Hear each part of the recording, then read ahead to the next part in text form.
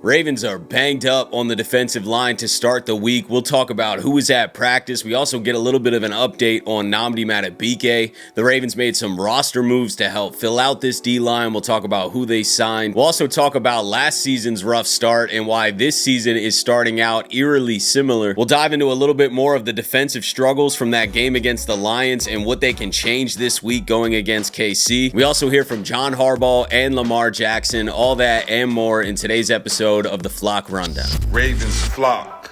The Flock Rundown is the place to be. Motionless brainwaves attempt to swim their way to sense, can't tame the untamed. What's up, Ravens fans? My name is Ryan, and welcome back to another episode of the Flock Rundown. So, not a great start to practice this week. Ton of guys out, especially on the defensive line. Ravens were missing Pat Ricard again, Ronnie Stanley, Kyle Van Noy, Nnamdi Madubuike, Broderick Washington, and Travis Jones. And the Ravens added some D-line depth to the practice squad today in D-tackle Taven Bryan and nose tackle Josh Tupou. And to make room for those additions, they released wide receiver Anthony Miller and running back D'Ernest Johnson. John Harbaugh also already ruled out Nnamdi Madubuike for this week against the Chiefs and said he is concerned that it's a long-term injury but can't comment fully yet. More about Nnamdi's situation. I mean, you concerned this may be a long-term thing? Well, yeah, I would say I am concerned about it, but I'm not really in a position to comment on it right now. I haven't been given the okay to comment on it at this point. So he's not going to play this week, I can tell you that. And we're going to have to see going forward when they know what they need to know. John, we noticed there were two defensive linemen added to the practice squad today. Are you concerned with the other guys that missed today might be unavailable, Travis Jones or Broderick Washington? I mean, anything's possible. I'm not per se, but they're nursing some things. We're only less than 48 hours out from the end of the game, so that's. I have a good feeling about those guys, but, we'll have to wait and see. The health of the D-line right now is extremely concerning, and obviously Madubuike is not coming back anytime soon, if at all. I mean, it does sound like it could be season ending. They're just looking through all the options, I guess. The fact that Harbaugh's like, I am very concerned, but I'm not allowed to officially comment on anything. They're still kind of looking into things. But he already ruled out Madubuike for this week. So you're ruling out a guy on Wednesday. You know how they like to keep things under wraps. So the fact that they're already ruling out Madubuike on a Wednesday, I mean, we're not seeing him anytime soon, if at all, this season. Travis Jones, banged up, was in a rotation, in and out of that Lions game the entire time. Barely played in the fourth quarter, was limping on the sideline. He's not practicing today. Broderick Washington, who hasn't been playing well anyway, but he's not practicing today. And I really liked what I saw from John Jenkins in that game. So he's one bright spot in this situation, kind of a newcomer to this D-line that is, I think, an asset right now. I mean, he definitely played pretty well in that Lions game, shed off multiple blocks, was stuffing the run. I would have liked to see the combination of Jenkins and Jones. We were going a lot lighter. It was always like Jones and Broderick or Jenkins and Brent Urban. I feel like Jones and Jenkins would have been able to really help stuff some run, but it is what it is. We obviously got ran all over and we're moving on. But what's the D-line going to look like against the Chiefs this week? I don't know. I don't have a ton of confidence right now. We don't have a lot of high quality starters. Even if Travis Jones is out there, is he banged up again? Because in that Lions game, he was banged up. And you're not getting prime Travis Jones. He was still drawing double teams consistently because that was obviously the Lions game plan.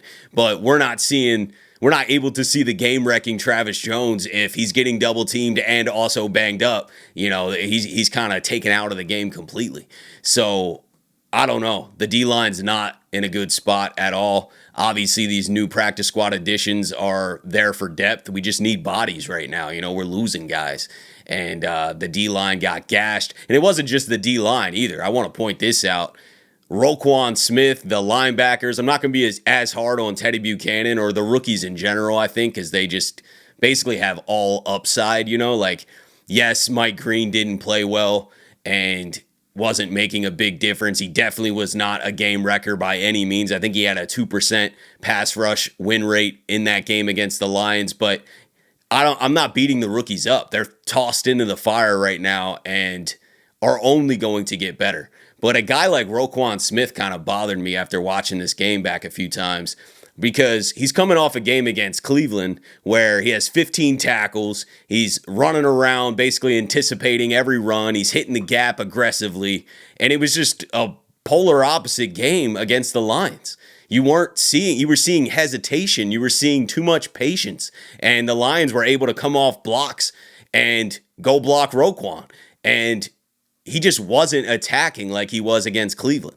And it's not just Roquan. I mean, there's blame to go all over this defense, but I'm beating up the defensive line, and I have to point out the linebackers, too, are not playing as aggressive, and they need to help this run game, to help this D-line. We obviously don't have a full-strength D-line, and we're not going to. I mean, losing Madubuike is massive. This is a $100 million D-lineman that we signed, and it makes all of the difference. And with Travis Jones drawing a lot of double teams this year, Madubuike was getting one-on-one matchups, and he was thriving. You know, he was the guy that was getting that sack every game pretty much. It was only a couple weeks, but Madubuike was getting sacks.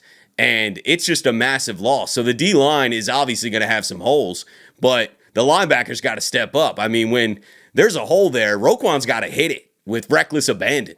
You know, you can't sit there and chop your feet and let a lineman come off a double team and head towards you. And from a game plan standpoint, I don't think we're adjusting well. You know, it's fine if your game plan initially is not working, because you don't know exactly every single challenge or wrinkle that the other team's going to present. You can study film, you know, as much as you want, but until you're out there in the game and seeing what's working and what's not, you need to be flexible to adjust. And I felt like the Ravens just stayed too light in that game. You know, there was too many times that they were staying in nickel while the Lions are going heavy. You know, they're bringing in 2 tight ends and we're still in nickel. And also, we're outmatched from a numbers standpoint. You know, they had a blocker on every one of our defensive guys, and we're wondering why they're running wide open lanes. Well, there's no one else there, you know, and we don't have any game-wrecking guys that is winning their one-on-one matchups right now. So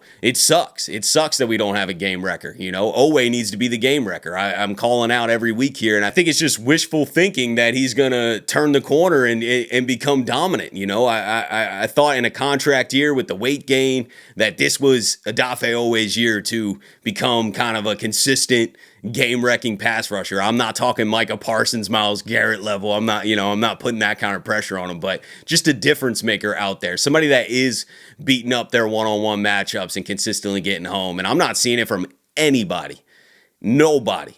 So that sucks. We don't have a game wrecker out there. Not right now, at least. Maybe someone will step up. You know, this defense started very slow like this last year. Fall's here, football is back, but life is as busy as ever. So finding quick snacks for fuel on the go is a must. That's why I gotta tell you guys about Chomps. I've literally been obsessed with these. I eat one of these beef sticks every single day. They're the perfect on-the-go snack, 10 grams of protein, 0 grams of sugar, and they taste incredible. My personal favorite right now is the barbecue beef stick. Chomps comes in a bunch of pack sizes too. You can grab them online in 10 count or 24 count packs, or pick them up in stores as singles or 6 to 8 packs. If you've tried Chomps before, drop your favorite flavor in the comments. I'd love to know what you guys think. And if you haven't tried Chomps before, click the link in the description to check them out. Let's look at last year's numbers. Through 10 weeks last year, we had the 25th scoring defense, 27th total defense, 32nd pass defense, 30th defense on third down, 20th defense in the red zone, 26th defense in opposing passer rating. And then through weeks 13 through 18, best defense in the league, number 1 in every single one of those categories I just mentioned. Why are we starting so slow? Obviously, our D-line's banged up right now. That definitely played a role in our run defense. I mean, there's just no doubt about it. Losing Madubuike is going to hurt us. You know, we didn't have these kind of losses last year. But regardless, defense, awful for 10 weeks last year. And we started out the season 1-2. Here we are again, 1-2, with basically the worst defense in the NFL. I mean, the starts are eerily similar, and probably will have a similar ending, I think, too. You know, there's still that optimism in me. I know a lot of fans are like, especially if we lose to the Chiefs this week and start out 1-3, there's a lot of Ravens fans that are just going to be like, we're done. I don't think we're done. I don't think our division is nearly as hard as it was with a healthy Burrow, and I just don't think that the Steelers and Browns are going to have really, really good records. I don't think the Bengals are obviously going to have a really good record. I think the Ravens can kind of stumble through this season and still win the division. And the Ravens historically get hot at the end of the year. I mean, even in like 2019, we saw that in the most dominant year. We just went on this huge winning streak towards the end of the year. Last year, we saw it. We were not a great football team until week 11, week 12, through the end of the season. And then we got hot. We had the number one defense in the NFL, offense still doing their thing. We're probably going to see a similar thing. I don't think our defense is going to end up being number one, especially without Madubuike, but the defense will end up playing a lot better than they are now. The Ravens are going to end up with a solid record and still win the AFC North, but these concerns won't go away when we start playing elite teams in the playoffs. That's my biggest concern with everything. I do think the Ravens will turn this around and become a great team, and everyone's still going to be talking about how we could potentially win the Super Bowl heading into the playoffs. My biggest concern is, can this offensive line hold up in the playoffs against talented defensive fronts, and can our defense step up consistently in the playoffs and not get scored on a lot to make the offense have to play perfect? I mean, these are the questions. Are we going to turn the ball over? Are we going to be able to get turnovers? Are we going to be able to generate a pass rush? All this is going to be pivotal to go on a Super Bowl run in the playoffs against all these good teams. Will we start to have some regular season success? Yes. I don't think this team's just going to suck and miss the playoffs. I'd be absolutely shocked if they don't turn this around. Even if they don't turn it around Sunday. They're going to turn it around. But there's still a lot of holes that need to be filled and a lot of questions that need to be answered for this team to go on a Super Bowl run. I don't think this team's close to a Super Bowl run right now, but I do think they'll turn it around. It just sucks that we have to keep starting slow. I remember making multiple videos and talking throughout the offseason where I was like, Zach Orr's in his second year. Our defense is so talented. We should get off to a much faster start. And here we are, 1-2 with probably the worst defense in the NFL. And there's a lot of blame and frustration being thrown in a lot of different directions, especially from the fan base, the media, and that will quiet with winning. That will quiet with better defensive play. I think the offense will be fine. Am I in love with the offensive line? Absolutely not. But is this offense good enough to win a Super Bowl, put up some points? I do think so. I do think the offense is good enough as is. I would love to upgrade the offensive line. I think we will upgrade the offensive line next year. We better focus on the trenches next year. But the offense, in my opinion, is good enough. We can score enough consistently. And I think the Derrick Henry fumbles will stop. I think that's just a weird outlier situation going on right now. But this defense needs to get fixed in a hurry, and I think we'll start winning a lot more games here. And the Ravens, like I said, when they get rolling, they get rolling. They start wrecking teams. So the noise should quiet down when the Ravens win and play better defense. But that noise is going to be loud right now. If we lose to the Chiefs on Sunday and start 1-3, the noise is going to get louder, as it should. That's how you keep a high standard.